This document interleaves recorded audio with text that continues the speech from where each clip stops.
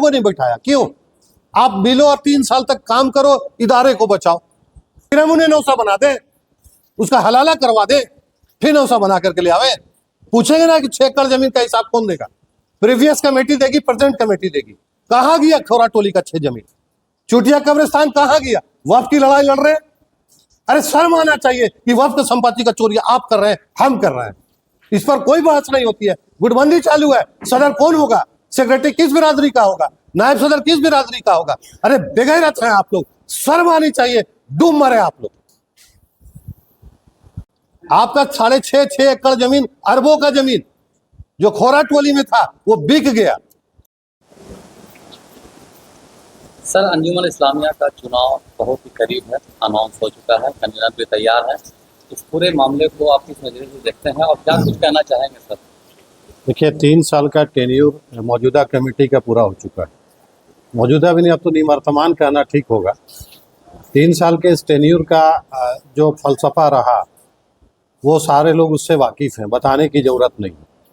और चुनाव तो होगा, क्योंकि अंजुमन बचाओ मोर्चा का गठन ही इसलिए किया गया था कि जब भी कोई खुराफात करेगा, चुनाव में ताख़ीर करने पर कोई अंदरूनी सियासत करेगा या आइन के खिलाफ करेगा, तो अंजुमन बचाओ मोर्चा किसी को बकसने नहीं जा रही है। और अंजुमन बचाओ मोर्चा का मतलब चंद लोग नहीं है, रांची का पूरा मजलिस आम्मा, पूरे शहरी इसके जो है ताकत है। और जो भी अंजुमन के साथ खिलवाड़ करेगा, अंजुमन बचाओ मोर्चा उसे बकसने नहीं जा रही है। मामला आप कोर्ट ले जाएं, 2 बार ले गए, आप ट्रिब्यूनल में ले जाएं, वक्फ बोर्ड में ले जाएं, होगा तो वही जो उसके आइन में लिखा हुआ है, उससे बाहर, उससे इतर कुछ नहीं होगा। लगातार सुर्खियों में अंजुमन का चुनाव क्यों रहता है? आपका अच्छा सवाल है कि अंजुमन का चुनाव विवाद और सुर्खियों में रहना। मेरे अगर अल्फाज अखबार के अल्फाज सुने तो मैं कह सकता हूं कि अंजुमन का चुनाव और विवाद उसी तरीके है जैसे चोली और दामन का साथ होता है।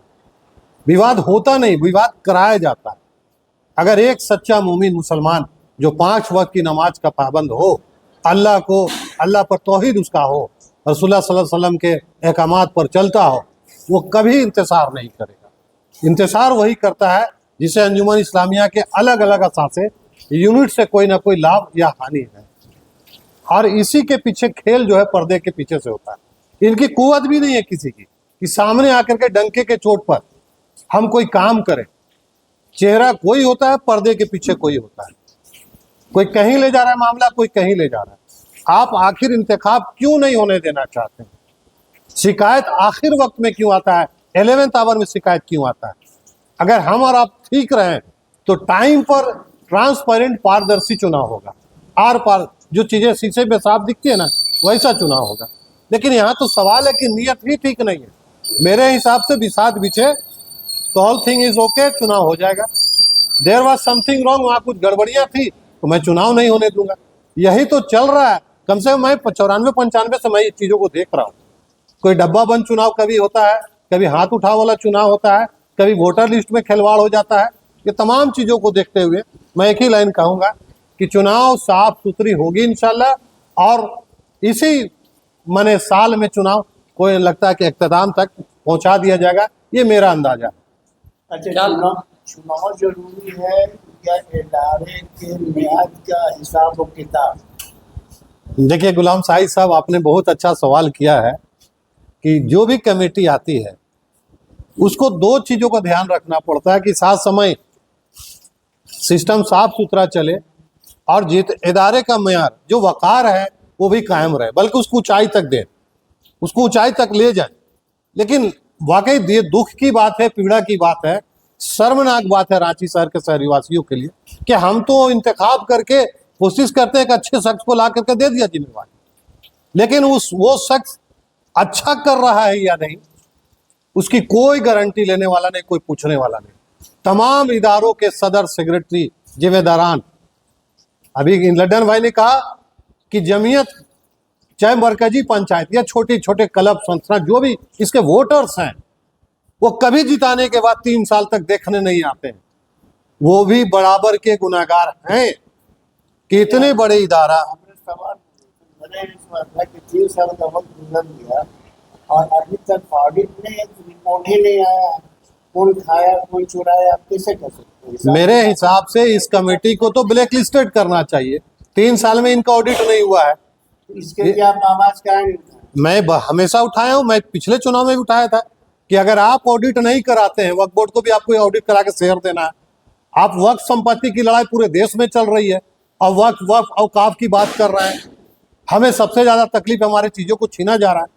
अरे हम दूसरों को क्या बोले, और वक्फ को और औकाफ को लूटने वाले हम और हमारे बीच के लोग हैं। हर जगह लूट मची है। 3 साल में हिसाब नहीं है, मुंतजमा की एक बैठक नहीं है। इसके लिए कौन जिम्मेवार है? हम वो पंचायत के जिम्मेदार भी जिम्मेवार हैं कि हमने कभी इनका कॉलर नहीं पकड़ा कि आप हिसाब क्यों नहीं दे रहे हैं। हमने कभी इनका कॉलर नहीं पकड़ा कि 3 महीना में आपको मुंतजमा की बैठक बुलानी थी। हमने इनका कभी कॉलर नहीं पकड़ा कि आप क्या शहर के समधी हैं, शहर के दामाद हैं, क्या हैं आप, कि आपको बार बार 42 बैठकें कराई गई। 42 बैठक में 13 बैठक में फैसले आए। ये बेशरम बेगैरत लोग इतने शहर के इदारों के जिम्मेदारों की बात नहीं माने। क्यों नहीं देते हैं कि पहले हिसाब और किताब दे चुनाव? बिल्कुल होना चाहिए कि हिसाब किताब दे और चुनाव में आइए। हिसाब किताब भी नहीं देंगे और चुनाव भी नहीं होने देंगे, तो एक साथ दो चीजें नहीं हो सकती है। सरासर मोम हो जा या फिर संग हो जा, ना पत्थर बन रहे ना मोम बन रहे। आप भी नारे दे रहे हैं जी पहले हिसाब और किताब दे चुनाव। बिल्कुल होना तो यही चाहिए था, लेकिन वो मरहला भी पार हो गया। होना ये चाहिए था कि पहले आप ऑडिट करा के हिसाब रखते और अपने बीच से ही एक इंतखाब, ये मराई मशवरे से एक दिनदार कन्वीनर देना था। आपने तो हिसाब दिया ही नहीं है। एक टीम ने कन्वीनर दे दिया, अब दूसरी टीम जो है वक्फ बोर्ड के पीछे लगे हुए हैं कि सर मेरा भी हो जाए, मेरा भी हो जाए। तो किया क्या आप लोगों ने 3 साल में? अगर आपके अंदर थोड़ी भी गैरत होती ना, शर्म होती ना, तो इस्तीफा लेके चल जाते, भाई हमको अपना कारोबार करना है, मुझे अपना जॉब देखना है। लेकिन अंजुमन इस्लामिया का जो बोलते हैं ना कि वो मैंने गुड़ की चाशनी, इसका टेस्ट लग जाने के बाद अंजुमन कोई छोड़ना नहीं चाहता है। अगर थोड़ा जमीर जागता ना इनको, तो सोशल मीडिया में इतनी जलालत, सोशल मीडिया में इतनी गाली सुनने के बाद मुझे लगता है कि भैया लोग संभालो, मुझे अपनी इज्जत प्यारी में चला जाता। लेकिन ऐसा हो नहीं रहा है, दुख है मुझे इस बात। अभी इतना क्रूज निकाल रहे हैं मौजूदा कमेटी को लेकर, जब इलेक्शन सर पर है तब। इससे पहले अंजुमन बचाव मोर्चा के लोग, आप लोग कहाँ थे?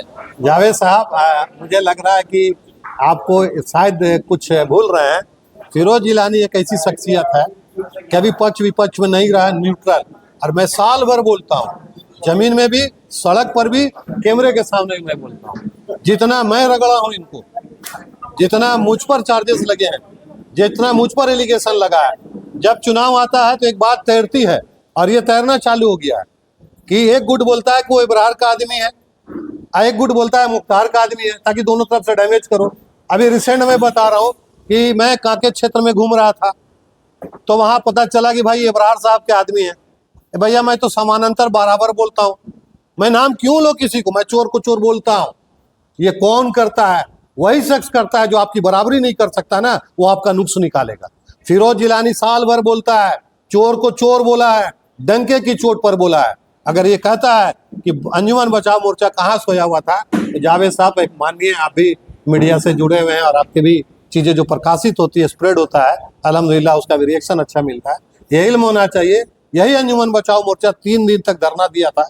महुआ मांझी जी आए थे, परवेज साहब मौजूद है यहाँ पर, है आफ्ताब साहब मौजूद है। महुआ मांझी ने कहा था कि मंत्री जी से बात हुई है, ट्रैक पर चीजें हैं, समय पर सही चुनाव हो जाएगा। लेकिन बाबला न्यायालय भी चला गया। हम तो कोशिश कर सकते हैं ना। ये सवाल हम बेगैरों तो पूछे मीडिया कि 3 साल का ऑडिट आपने क्यों नहीं कराया? आप समय पर चुनाव के लिए एक मत काहे नहीं हुए? कन्वेनर ज्वाइंट संयुक्त रूप से क्यों नहीं दिया? सदर भाग रहे उधर, सेक्रेटरी की टीम उधर भाग रही है। तो क्या कि पहले ऑडिट फिर सुना, ये आप नारा कहाँ दे रहे? नहीं, ये मैं नारा कैसे दे सकता हूँ? ये तो आपको मौजूदा कमेटी से लेना है ना। They are the part of the system. उनसे आपको पूछना है कि आप लोग क्यों नहीं ऑडिट कराया? तरमीम कमेटी आप लोगों ने बनाया, जिनको तरमीम कमेटी में शामिल किया आज तक इनवाइट नहीं किया। हॉस्पिटल में फैक्ट फाइंडिंग कमेटी बनी, मुझे ऑथराइजेशन लेटर मिला कि 2 सीए के अलावा जिलानी साहब फैक्ट फाइंडिंग करेगी। फैक्ट फाइंडिंग नहीं हुआ, मेरे जेरे निगरानी। और फैक्ट फाइंडिंग हो भी गया, 85 लाख का घोटाला आया। मैं कहता हूं कि हॉस्पिटल प्रबंधन इस 85 लाख के घोटाले पर प्रेस कॉन्फ्रेंस क्यों नहीं करती है? हु विल कल्प्रिट, कौन होगा, कौन चोर होगा, कौन एक्यूज होगा, ये कौन करेगा? मौजूदा कमेटी करेगी, फिरोज जिलानी नहीं करेगा। चोर को चोर बोलिए ना, फैक्ट फाइंडिंग आ गया आपके पास, प्रेस कॉन्फ्रेंस करके अनाउंसमेंट करिए चोर कौन था, तो क्या- चोर कौन है। तो क्या फिरोज जिलानी खाली ऐसी मौजूदा कमेटी को रगड़ते रहेगी या चुनाव भी लड़ेगी? भाई ये तो बड़ा मजेदार सवाल आपने किया है। मैं पिछले बार भी चुनाव लड़ा था आपके दुआओं से, इंशाल्लाह इस बार भी चुनाव लड़ूंगा। बाकी अल्लाह के हाथ में, मेरे साथ रिजल्ट क्या हुआ था वो आपको पता है। मैं एक बात ये कह रहा हूँ, आपने छेड़ा कि कमेटी, जैसे शाहिद भाई ने कहा कि भाई पहले हिसाब बाद में चुनाव, ये उनकी जिम्मेदारी है, ये सवाल उनसे पूछा जाना चाहिए। फिरोज जिलानी से पूछिए कि आपने 3 साल में क्या किया। मैं बता रहा हूँ, इनकी 42 मीटिंग, इनको नए बोलते हैं कि बेटा बेटी में, बेटी और दामाद में लड़ाई झगड़ा होता है तो गार्जियन मिलाने की कोशिश करता है। शहर के माननीय इदारों के सदर शमीम साहब थे, इधर हाजी साहब हैं, सारे लोग, हमको लगता है कोई सा छूटा नहीं होगा, सारे। कौन है कल्प्रिट, ये आप पूछेंगे। चुटिया कब्रिस्तान का जमीन चला गया, ये फिरोज जिलानी नहीं, आपको कमेटियों से पूछना है, प्रीवियस कमेटियों से भी, प्रेजेंट कमेटी से पूछना है कि कौन है इसका जिम्मेदार। आपका साइंस स्ट्रीम चला गया, एजुकेशन से कॉलेज में साइंस की पढ़ाई नहीं होती है, इसके लिए कौन देगा जवाब, ये उनसे पूछने की जरूरत है। अभी रिसेंट की बात बता रहा हूं कि जामा मस्जिद को नोटिस दिया गया, इलीगल कंस्ट्रक्शन विचलन का, नक्शा विचलन का मामला। इससे पहले कब्रिस्तान के 56 डिसमिल जमीन के लिए नोटिस हुआ। कौन है इसके लिए जिम्मेदार, ये कौन निपटाएंगे? ये पगड़ी बंधा करके घूमेंगे और बिरादरी के नाम पर कार्ड खेलेंगे आप। आपका बिरादरी जिसको आप ये करते हो, जिनसे चलते हो, गाइड होते हो, वो इतना बेवकूफ लोग नहीं है। अल्हम्दुलिल्लाह जितने बिरादरी को जो यहाँ पे आज जो ये कर रहे हैं, लीड कर रहे हैं, ये वही सवाल कर रहे हैं कि हमने आपको लूटने के लिए नहीं भेजा था, हमने आपको पगड़ी बंधाने के लिए नहीं भेजा था, हमने आपको अपने अपने खास मित्रों के रिश्तेदार को जॉब देने के लिए नहीं बोला था, किसको कहाँ कहाँ दिया, हमने आपको रेवड़ी बांटे लेकिन नहीं बुलाया था, ये हॉस्पिटल आपको, कॉलेज आपको, कब्रिस्तान आपको इसलिए नहीं बुलाया था। ये अल्लाह का वक्फ किया हुआ संपत्ति है, अगर यहाँ खलल करिएगा तो पब्लिक बाद में मारेगी, पहले अल्लाह की गिरफ्त में। मैं अंजुमन के उन चोरों को बोलना चाहता हूँ, उनके चेहरे से 16 का नूर चला गया, परेशान है वो, लॉबिंग, इधर दौड़ना, देहात दौड़ना, शहर दौड़ना। अल्लाह की मदद होगी ना, आप बैठे रहेंगे, चीजें पलट देंगे। लेकिन वजह है कि चोर बेचैन रहता है और हमेशा बेचैन रहेगा। कौन जिम्मेदार है? कोई नहीं पूछता। जितने इदारे हैं, उसके सदर सेक्रेटरी कहाँ है भाई? चुनाव में किसको लाना, इसकी लॉबिंग हो रही है। लेकिन जो मौजूदा वर्तमान कमेटी 3 साल का हिसाब नहीं दी, उसको कौन पकड़ेगा? बैठकों का दौर चालू है, वक्फ बोर्ड पकड़ेगा कि हमारा पकड़ेंगे? जमीनें छीनी गई, इसकी सवाल कौन करेगा?